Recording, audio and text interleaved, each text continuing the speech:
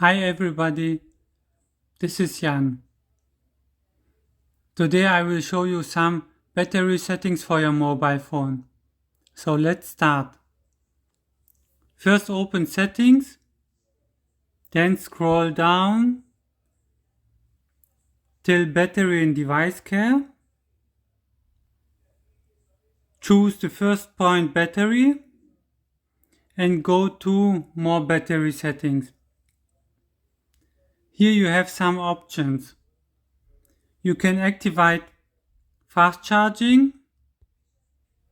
You can activate fast wireless charging. Beside this, you can protect your battery with a limit of maximum charge to 85%.